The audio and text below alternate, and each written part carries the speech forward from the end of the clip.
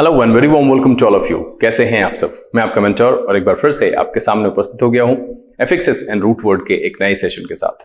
यहां पर हर एक एपिसोड की तरह एक नए रूट को लेकर के मैं उपस्थित हुआ हूं। इसकी मीनिंग आपको बताएंगे, साथ ही इससे बने हुए कुछ वर्ड्स को एग्जाम्पल के तौर पर रखकर उसकी मीनिंग को समझाने की कोशिश करेंगे। कहिए कि मीनिंग में समझने वाली ऐसी कौन सी बात होती है।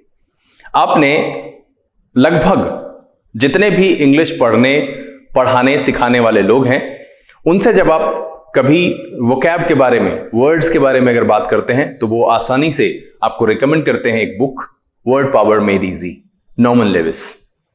लाल किताब कह सकते हैं, लाल कलर की एक छोटी सी बुक है। आप में से बहुत सारे बच्चों ने कभी ये नहीं सोचा होगा कि आखिर सभी लोग उसी को रिकमेंड क्यों करते हैं। उसमें बेसिकली इसी रूट के माध्यम से शब्दों को सिखाने की जो बात की गई है। रूट के माध्यम से अगर आप किसी शब्द की मीनिंग को समझते हैं तो आप सीधा समझिए कि अगर आपको एक रूट की मीनिंग पता है तो उस रूट से बने हुए जितने भी वर्ड्स इस दुनिया में हैं, कहीं ना कहीं पार्सली भी उसका मीनिंग आपको पता है। मतलब ये कि वो वर्ड नकारात्मक होगा, सकारात्मक होगा, सेंस कैसा देगा। बहुत सारे ऐसे हैं, जैसे मैंने फोबिया बताया था, तो फोबिया का सेंस है डर से।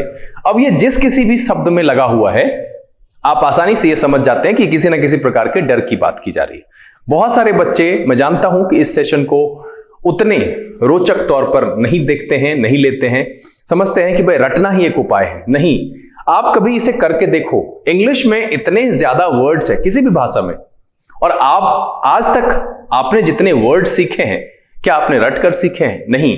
आप ये गौर करेंगे, आप जितने भी शब्दों का प्रयोग करते हैं वो आपकी व्यवहारिकता से आपके पास आया है। आपने किसी से सुना, प्रयोग किया, वो आपके पास रह गया, चाहे वो हिंदी के हो, किसी भी भाषा के हो, और विशेष करके इंग्लिश के साथ भी वही प्रक्रिया लगाई जाती है। तो सिंपल सी बात समझिए कि रूट सीखना और उसके माध्यम से किसी भी वर्ड को उसका सेंस समझना, उसको याद रखना ज्यादा आसान होता है, और उस तरीके में आप उसे भूलते नहीं हैं। तो चलिए आज के सेशन की शुरुआत करते हैं। नोटबुक और पेन लेकर तैयार हो जाइए। देखते हैं कि कौन सा रूट इस सेशन में लाया गया है, उसकी मीनिंग क्या है, और कौन कौन से वर्ड्स को मैंने एग्जाम्पल के तौर पर यहां पर चुना है। चलिए देखा जाए।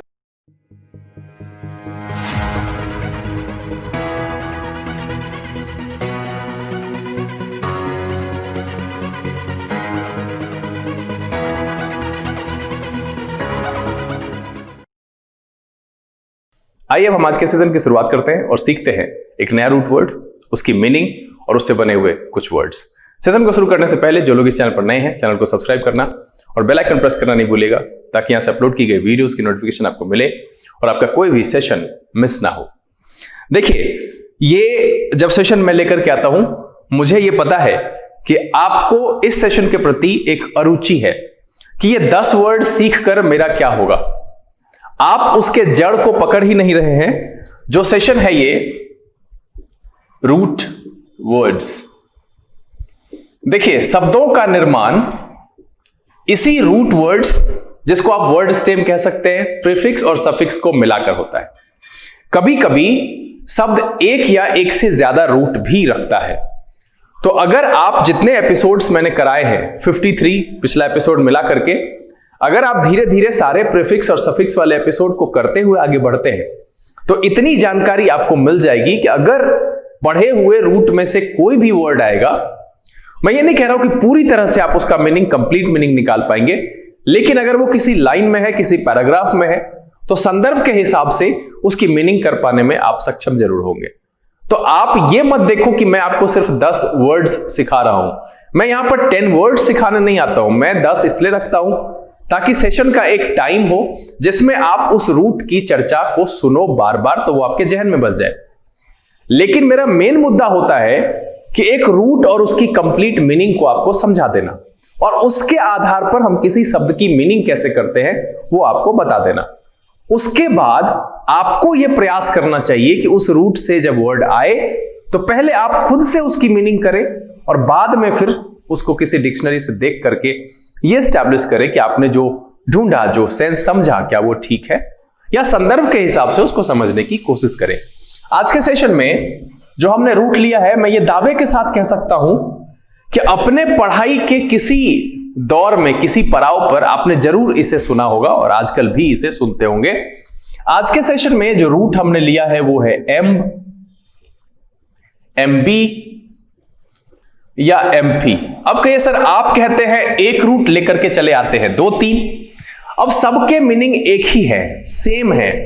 इसका मीनिंग क्या है, हम इसे किस किस रूप में इस्तेमाल करते हैं? तो आप इसे इस्तेमाल कर सकते हैं on 2 sides, both, around, about, in 2 ways. जिस तरीके से इस्तेमाल करें, बेसिकली इसका मीनिंग दोनों तरफ से, 2 तरीके से, दोनों साइड से, अराउंड से, अबाउट से होता है। अबाउट का मतलब चारों ओर के आसपास होता है, इधर उधर से होता है, वो सेंस लेंगे। अराउंड का मतलब भी लगभग वैसा ही आता है। तो जब कभी भी आपको M, MB या MP ये आपको दिखेगा, तो आपको इतना समझ लेना है कि इसका meaning both, on 2 sides, around, about, in 2 ways, इसमें से किसी ना किसी एक के आधार पर, और ये सारे भी लगभग एक ही जैसे हैं, इसके आधार पर निकाला जा सकता है। तो आज के सेशन में जो याद करने वाली बात है, जो आपको जहन में रखने वाली बात है, वो है कि M हो, MB हो या MP हो, इसका meaning on 2 sides, both, around, about या इन 2 वेज होता है। चलिए एक एक करके हम वर्ड्स रखते हैं। आज के सेशन में जो पहला वर्ड हमने लिया है वो है एम्बीडेक्स्ट्रस। देखिए ये इतना भयानक वर्ड दिखता है कि आपको इसकी मीनिंग रटनी पड़ेगी। अब देखिए कि सबसे पहले ये देखो, ये मैं पहले बताता था, बीच के सेशन में छोड़ दिया। OUS जब किसी भी वर्ड के अंत में मौजूद हो, मतलब OUS सफिक्स अगर है, तो वो वर्ड एडजेक्टिव होता है, और एडजेक्टिव जैसे ही हुआ तो इसका मतलब है वो क्वालिटी बताएगा। अब यहां 2 है, MB और डेक्स्टर, ठीक है। डेक्स्टर का मतलब होता है राइट हैंडेड, और MB का मतलब आप सीधा बोथ से ले लीजिए, ठीक है। ऑन बोथ साइड्स भी ले सकते हैं, कोई दिक्कत नहीं है। अब यहां इसका सेंस क्या है कि आप जानते हैं कि जो राइट हैंड का मतलब यहां पर लिया है कि अमूमन, अधिकांशतः, प्रायः राइट हैंड स्ट्रांग होता है। अगर परसेंटेज में भी देखेंगे तो ज्यादा परसेंटेज जो है राइट हैंडेड लोगों का है, मतलब उनका जो हाथ होता है वो ज्यादा मजबूत होता है, दाहिना। अब यहां पर है कि बोथ, तो दोनों हाथ जो हो वो राइट हैंड जैसा ही शक्तिशाली हो, दोनों में सक्षमता हो। सिंपल सी बात समझिए कि दोनों में एक जैसी सक्षमता हो। कैसी? ऑन बोथ साइड हो। कैसा हो भाई? तो राइट हैंडेड। चूंकि ये एडजेक्टिव है तो यहां पर ये किसी इंसान की बात कह रहा है। एम्बीडेक्स्ट्रस कहने का मतलब है कि वैसा इंसान जो दोनों हाथ इक्वली यूज कर सकता है, मतलब है कि जिसके दोनों हाथ में बराबर क्षमता होगी। Able to use both hand equally, able to use both hand equally. Ambidextrous कहने का मतलब है कि वैसा इंसान जो अपने दोनों हाथ को राइट हैंड जैसा यूज करता है। राइट हैंड पावरफुल होता है, यहां पर सीधा समझिए कि अब ये नहीं कि सर किसी बायां हाथ वाला पावरफुल है तब तो ये मीनिंग नहीं आया। ये मेजॉरिटी पर एक जो है वो कंसेप्ट तैयार होता है। तो राइट हैंडेड जो होता है वो उसके लिए है कि जिसका दायां हाथ काफी मजबूत है। अब है कि on both sides right handed वाली कैपेसिटी हो, तो उसके लिए जो शब्द इस्तेमाल करेंगे वो है एम्बीडेक्स्ट्रस। तो एम्बी का मतलब है कि दोनों तरफ राइट हैंड वाला पावर, मतलब है कि जो दोनों हाथ को इक्वली इस्तेमाल करने में सक्षम हो, उसे कहते हैं एम्बीडेक्स्ट्रस। ये किसी नाउन को क्वालिफाई करने के लिए इस्तेमाल किया जाएगा क्योंकि ये एक एडजेक्टिव है। चलिए आज के सेशन का जो अगला वर्ड है वो है एम्बीलेटरल। अब देखिए एम्बी का मतलब फिर से बोथ, और जो लेटरल है इसका मतलब होता है साइड्स, है ना। लेटरल का मतलब यहां पर है साइड से, मतलब है कि दोनों तरफ, इस तरफ उस तरफ, दो पक्ष की बात हो गई यहां पर। तो इसका जो आसान सा मीनिंग आता है वो इसका आता है बायलैटरल। वो भी सेम है, एमबी का मतलब बोथ, बायलैटरल का भी मतलब वही होता है। ठीक है, जो दोनों साइड से जुड़ा हुआ हो, जिसका रिश्ता दोनों साइड से हो, दोनों की बात करेंगे। हिंदी में अगर इसे कहें तो द्विपक्षीय आप कह सकते हैं। एम्बिलैटरल में देखिए कि बोथ है, साइड्स, लेटरल का मतलब होता है साइड्स, और ये भी एडजेक्टिव की तरह प्रयोग किया जाता है। एम्बिलैटरल का कहने का मतलब है कि रिलेटिंग टू और affecting both sides, relating to और अफेक्टिंग बोथ साइड्स, जो कहीं ना कहीं दोनों हिस्से से संबंध रखता हो या दोनों हिस्से को प्रभावित करता हो। आसान मीनिंग अगर आप याद रखेंगे तो इसके लिए आप कहेंगे बायलैटरल। मतलब है कि एम्बिलैटरल जो है वो बोथ है, ऑन बोथ साइड कह सकते हैं, और यहां इसका मतलब है ही साइड। तो जो दोनों पक्ष से जुड़ा हुआ हो, संबंधित हो, या दोनों पक्ष को प्रभावित करता हो, रिलेटिंग टू और अफेक्टिंग बोथ साइड्स, इस सेंस में हम इसका इस्तेमाल करते हैं एम्बिलैटरल का। चलिए, आज का जो अगला वर्ड है वो है एम्बीफिक्स। अब देखिए, फिर यहां पर है बोथ, और फिक्स जो है एक वर्ड है फिक्सेस, जिसका मतलब होता है टू फिक्स। मतलब ये कि एम्बीफिक्स जो है वो ऐसा कोई जो है स्ट्रिंग ऑफ कैरेक्टर्स, मतलब छोटा हिस्सा होगा, शब्दांश कह सकते हैं, जो कि दोनों तरीके से यूज हो सकता है, प्रीफिक्स की तरह भी, सफिक्स की तरह भी। मतलब है string of character used for both prefix and suffix. Ambifix कहने का मतलब है कि जो दोनों तरफ फिक्स हो सके, शुरुआत में भी और अंत में भी। A string of character used for both prefix and suffix. और ये एक्चुअली नाउन होगा ना, है ना, ये क्या हो जाएगा, ये नाउन की तरह प्रयोग होगा एम्बीफिक्स में। अब देखिए यहां से फिर आपको जो है क्या हो रहा है, एक सेशन हमने लिया है एमबी एम्फी, लेकिन यहां हमने दूसरा रूट भी आपको बताया, डेक्स्टर, मतलब होता है राइट हैंडेड। फिर यहां देखिए लेटरल, इसका मतलब होता है साइड्स। फिक्स, फिक्सेस, मतलब होता है टू फिक्स। तो कहने को ये एक रूट का सेशन होता है, बट इसमें कई सारे रूट की चर्चा होती है। और ये आप अगर 53 जो सेशन है इससे पीछे अपलोड किया मैंने, जो आपको प्लेलिस्ट में मिलेगा, उसको अगर देखेंगे तो बहुत सारे रूट वर्ड स्टेम मैं आपको सिखा चुका हूं। उस आधार पर आपकी वोकैब अच्छी हो सकती है। चलिए अगला वर्ड देखते हैं। अगला वर्ड जो है वो है एम्बियंस। ठीक है, एम्बियंस। अब देखिए यहां एमबी आपको दिख रहा है ना, इसका मतलब आप अराउंड से ले सकते हैं, है ना। ऐसे इस वर्ड का जो डेवलपमेंट है वो फ्रेंच का एक वर्ड है एम्बियंट, ANT। ध्यान रखेंगे, इंग्लिश में जब ये यूज होता है तो ई लिखा हुआ मिलेगा, और इसी एम्बियंट से फ्रेंच में जो डेवलप हुआ वो हो गया एम्बियंस, और इसमें ए है, ये ध्यान रखिएगा। ये दोनों फ्रेंच वर्ड है, एम्बियंट जिसमें कि ए है और एम्बियंस जिसमें कि ए है। डेवलप होकर के जब ये इंग्लिश में आया तब वहां पर ENCE हो गया, मतलब ए को हमने हटा करके क्या किया, जो है ई हो गया वहां पर। इसका मतलब है सराउंडिंग्स। इसका क्या मतलब है, सराउंडिंग्स। तो एम्बियंस का मतलब समझ में आया, मतलब है वातावरण से, परिवेश से।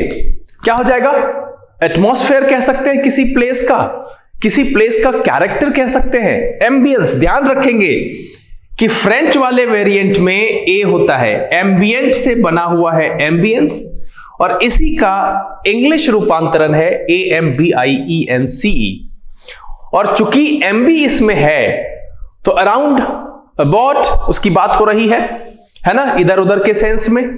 तो यहां पर क्या है कि ये क्या होगा, उसका परिवेश कैसा है, उसकी बात करेंगे। The character and atmosphere of a place, इसका जो सेंस क्या आएगा, the character and atmosphere of a place, character and atmosphere of a place. अब देखिए कि यहां पर ये भी क्या है, नाउन की तरह इस्तेमाल होगा, क्योंकि अगर एम्बियंस अच्छा है तो गुड एम्बियंस, बैड एम्बियंस, तो ये हम उसको क्वालिफाई कर सकते हैं किसी एक एडजेक्टिव से। दैट्स व्हाई जिस तरीके से एम्बीफिक्स आपका नाउन है, एम्बियंस भी आपका नाउन की तरह इस्तेमाल होता है। एक बार इसको रिव्यू कर दें, बोर्ड खाली करेंगे, है ना। एम्बीडेक्स्ट्रस कहने का मतलब है कि वैसा व्यक्ति या ये वैसी क्वालिटी है, व्यक्ति कहेंगे तो नाउन हो जाएगा ना, ये वो क्वालिटी है जिसमें दोनों हाथ को इक्वली यूज करने की क्षमता हो, उसे कहेंगे एम्बीडेक्स्ट्रस। एम्बिलेटरल कहने का मतलब है कि जो दोनों पक्षों से संबंध रखता हो या उसको प्रभावित करता हो। एम्बीफिक्स का मतलब है कि ऐसा कैरेक्टर, स्ट्रिंग ऑफ कैरेक्टर कहिए, एक शब्दांश कहिए, हिस्सा जो कि प्रीफिक्स की तरह भी इस्तेमाल हो सके और सफिक्स की तरह भी इस्तेमाल हो सके। एम्बियंस, एम्बी इसमें है सराउंडिंग्स, जो है एक फ्रेंच वेरिएंट है उसका एम्बियंस, एम्बियंट जिसका मतलब होता है सराउंडिंग्स, तो इसका मतलब है character and atmosphere of a place.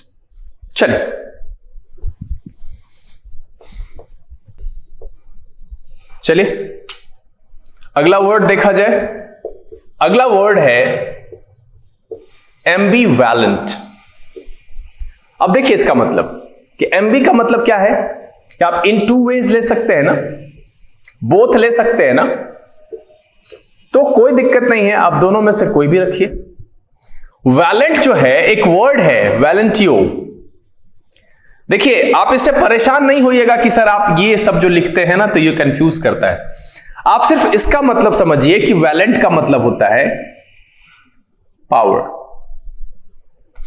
अब देखिए कि दो तरीके का पावर इन टू वेज, अगर दो तरह हो जाए, एक सर्टेन हुआ तो वो सर्टेन है, फिक्स है ना, लेकिन अगर यहां पर दो तरीके से, टू वेज है, इन टू वेज, तो क्या हो गई, दो तरह की बात हो गई, दो तरह का ओपिनियन हो गया, तो दुविधाजनक वाली बात हो गई, मिले जुले भाव हो गए कि मतलब ना हम पॉजिटिव कुछ कह पा रहे हैं ना नेगेटिव, है ना। तो मिले जुले भाव का सेंस देने के लिए हम इस्तेमाल करते हैं एम्बीवैलेंट, है ना। Having mixed feelings about something, having mixed feelings about something, इसके लिए क्या कहा मैंने कि मिले जुले भाव।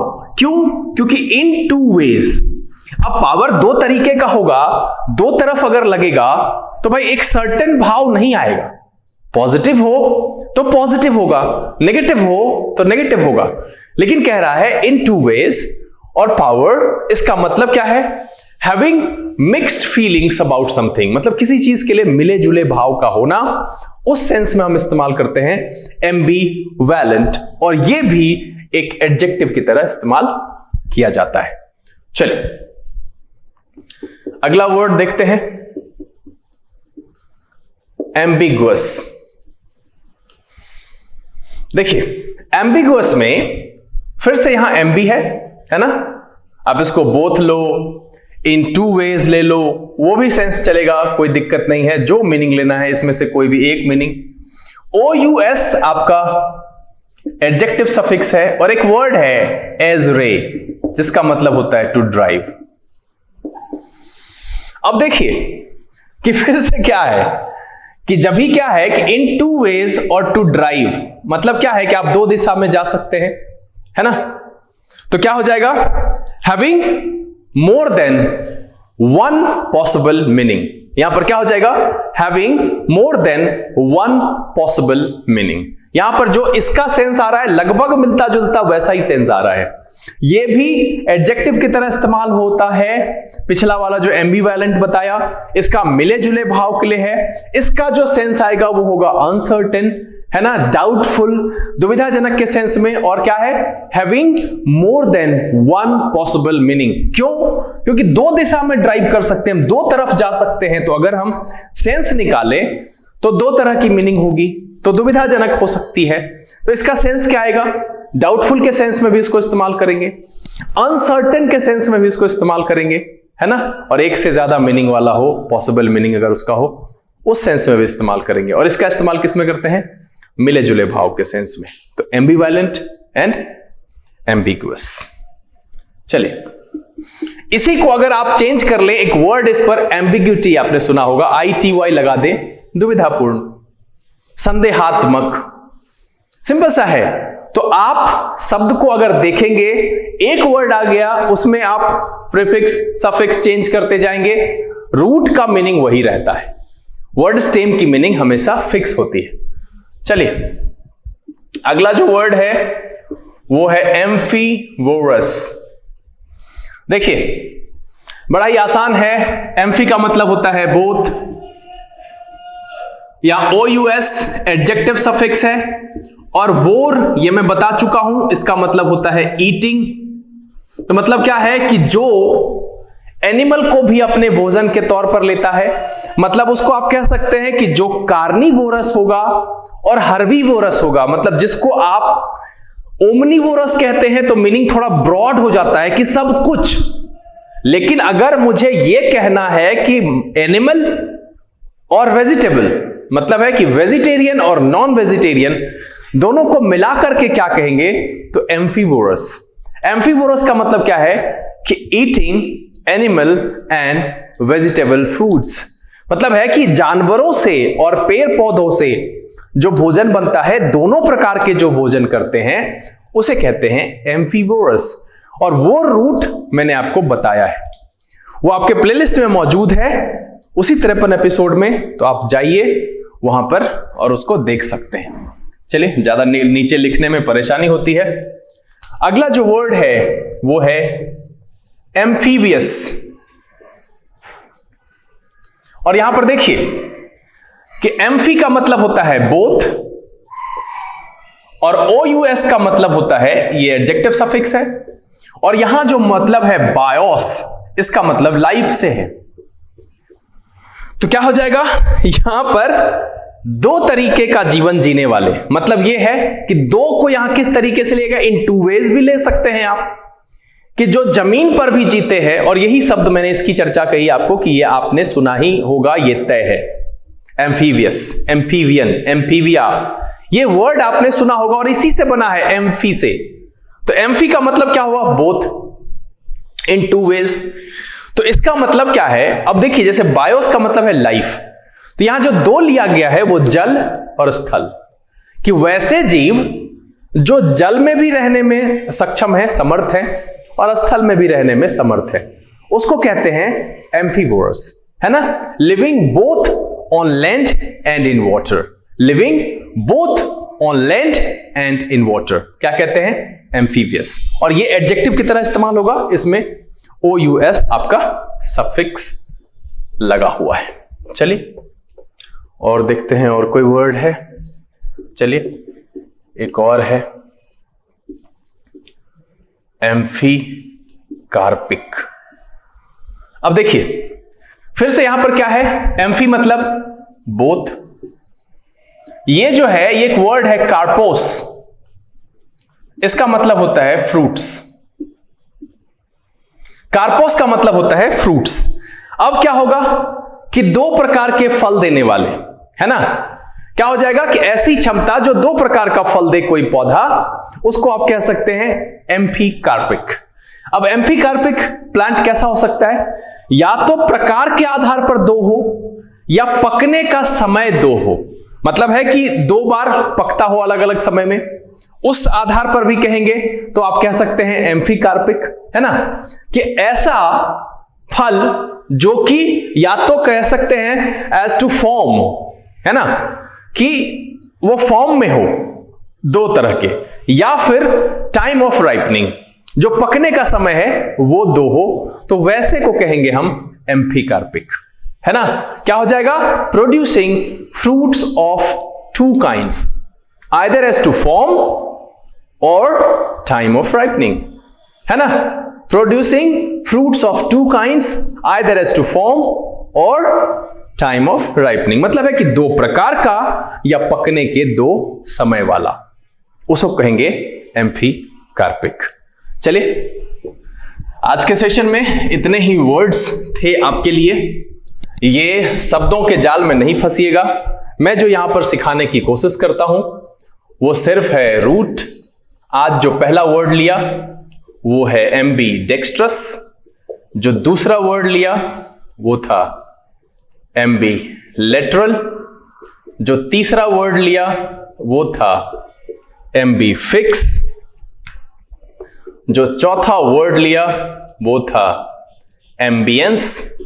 जो पांचवा वर्ड लिया वो था एम्बी वैलेंट। जो छठा वर्ड लिया वो था एम्बिगुअस। जो सातवां वर्ड लिया वो था एम्फीवोरस। जो आठवां वर्ड लिया वो था एम्फीबियस। और जो नौवां वर्ड लिया वो था एम्फी कार्पिक। देखिए, इसमें सबसे पहले OUS OUS OUS OUS और बिना विवाद के, कोई भी विवाद उसमें नहीं होना चाहिए। ये सब एडजेक्टिव एडजेक्टिव है ना, ये आपका ये एडजेक्टिव, ठीक है, और एक एडजेक्टिव। एम्बिफिक्स नाउन और एम्बियंस नाउन। एम्बिलेटरल एडजेक्टिव है ना, एम्बिवैलेंट एडजेक्टिव और एम्पीकार्पिक एडजेक्टिव। देखिए, इसको जब भी इस्तेमाल करेंगे तो हम इसी तरीके से इस्तेमाल करेंगे। ये एडजेक्टिव के तौर पर इस्तेमाल होगा, एम्बिलेटरल भी एडजेक्टिव के तौर पर इस्तेमाल होगा। यहां देखिए, एम्बिलेटरल, एम्बिफिक्स नाउन की तरह, एम्बियंस नाउन की तरह, ambivalent adjective, ambiguous adjective, amphivorous adjective, amphibious adjective और एम्फीकार्पिक एडजेक्टिव। फटाफट इसकी मीनिंग देख लें। एम्बीडेक्स्ट्रस का मतलब कि ये वो क्वालिटी है जिसमें दोनों हाथ को हम इक्वली इस्तेमाल कर सकें। एम्बिलेटरल, जो दोनों पक्षों से संबंधित हो या दोनों को प्रभावित करता हो। बायलेटरल कह सकते हैं, द्विपक्षीय। एम्बिफिक्स का मतलब है कि ऐसा स्ट्रिंग ऑफ कैरेक्टर, शब्दांश कह सकते हैं, जो कि प्रीफिक्स की तरह भी इस्तेमाल किया जा सकता है और सफिक्स की तरह भी। एम्बियंस, ये एक फ्रेंच वर्ड है एम्बियंस, जिसमें कि यहां पर एक यूज होता है, उसका मतलब है सराउंडिंग्स। तो कैरेक्टर या एटमॉस्फेयर किसी भी प्लेस का, उसके लिए यूज करते हैं एम्बियंस। एम्बिवैलेंट का मतलब है ये जो सेंस है वो मिले जुले भाव वाला है, दुविधापूर्ण कह सकते हैं। मिले जुले भाव का मतलब है कि वो कोई एक जो है दो तरफ से जो है उसका सेंस आए। तो यहां पर है दो तरह का भाव जब आएगा, डुअल पावर की बात जब करेंगे, इन टू वेज जब कहेंगे तो सर्टेन नहीं होगा, मिले जुले भाव वाला। एम्बिगुअस कहने का मतलब भी लगभग कहीं ना कहीं से मिला जुला करके वैसा ही होता है, डाउटफुल, अनसर्टेन। इसमें एक एजरे रूट है जिसका मतलब होता है टू ड्राइव। एम्फीवोरस का मतलब होता है कि वैसा जीव जो कि एनिमल वाला फूड, यानी कि मांसाहारी भी हो और शाकाहारी भी हो। ओमनीवोरस अलग है, सिर्फ मांसाहारी और शाकाहारी की बात कर रहे हैं। तो हम लोग बेसिकली अगर दोनों लेते हैं तो एम्फीवोरस कहना बेहतर है, ठीक है। अब यहां पर एम्फीबियस जब कहते हैं तो ऐसा एनिमल जो कि स्थल पे भी रहे और जल में भी रहे, जैसे मेढक, उभयचर कहते हैं उसको। और एम्फीकार्पिक का मतलब है कि ऐसा पौधा, वो क्वालिटी है जहां पर कि उस क्वालिटी में दो तरह के जो है फल होते हैं, या तो वो दो प्रकार का हो या उसका दो अलग अलग पकने का समय हो। उम्मीद करता हूं कि ये जो 9 वर्ड्स मैंने आपको एम्ब, एम्बी और एम्पी के आधार पर मीनिंग निकाल करके समझाया, साथ में इसमें जो एडिशनल रूट्स आए वो आपको मजेदार लगे होंगे और ये एपिसोड रोचक लगा होगा। मैं आपको यहां पर भरोसा दिलाता हूं कि अगर आप आज के एपिसोड सहित पिछले जितने एपिसोड हैं उसको आराम से देखकर, समझकर पढ़ते हैं, न्यूज़पेपर पढ़ने के दौरान जो आपकी परेशानी होती है, जो शब्द आपको अपरिचित लगता है कि ये नया है, पता नहीं क्या मीनिंग आएगा, उसमें बहुत आसानी होगी आपको। उम्मीद करता हूं कि वीडियो आपके लिए रोचक रहा होगा, पढ़कर मजा आया होगा। अगर वीडियो आपको अच्छा लगा आप इसे लाइक कर दें। अगर आपने चैनल सब्सक्राइब नहीं किया प्लीज सब्सक्राइब कर लीजिए और बेल आइकन जरूर प्रेस कीजिएगा ताकि यहां से अपलोड की गई वीडियोस की नोटिफिकेशन आपको मिले और आपका कोई भी सेशन मिस ना हो। जो लोग यहां पर पहले से जुड़े हुए हैं वो इसे ज्यादा से ज्यादा सोशल नेटवर्किंग साइट पर शेयर करें। पढ़ें, पढ़ाएं, खुश रहें, मस्त रहें। समय है यहां से विदा लेने का। वैसे विजयादशमी शुरू हो चुका है, आज इसका पहला दिन है। त्योहार मनाइए, मां देवी की आराधना कीजिए, उसके लिए कोई मनाही नहीं है। जितनी भक्ति कर सकते हैं बिल्कुल कीजिए, लेकिन उन्हीं का एक रूप है विद्या। या देवी सर्वभूतेषु विद्या रूपेण संस्थिता, नमस्तस्यै नमस्तस्यै नमस्तस्यै नमो नमः। तो मैं कहूंगा कि आप सभी मुझे मिलाकर विद्यार्थियों के रूप में हमारे लिए जो देवी मां की आराधना है वो सरस्वती यानी कि विद्या के रूप में अगर हम करते हैं तो वो भी वैसी आराधना ही है जो सारी दुनिया अभी भक्ति में डूबी हुई है। खैर, अगले दिन फिर एक रोचक एपिसोड के साथ आपके सामने उपस्थित होते हैं। तब तक के लिए लर्निंग इंग्लिश विदाउट रूल्स के सेशन से this is BK Singh signing off. Keep reading, keep practising. Thank you, God bless you.